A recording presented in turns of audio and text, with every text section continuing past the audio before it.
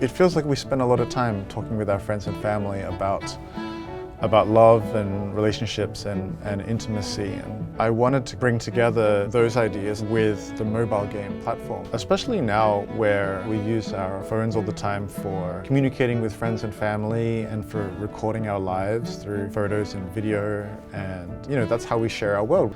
I thought that was a really interesting way to kind of play on our digital lifestyles. It's essentially, the artwork is a result of us discussing like what we think the mechanic should be for this particular instance.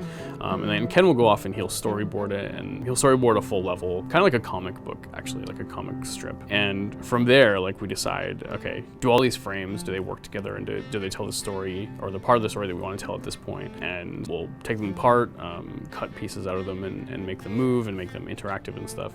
And if they work, then Ken goes back and starts doing all the art as a final version.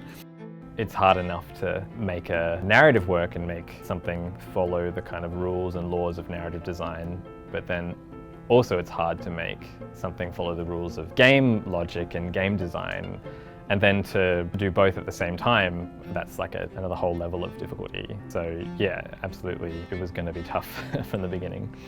I think we've always had a sense of who these characters were, but that who we think they are has changed as well over time. And there's moments where it's like Florence is listening to music and we had a discussion about what kind of music we all thought she would listen to. It's like we will have a discussion about what kind of art would Florence make, and like who is she as a person in her own being.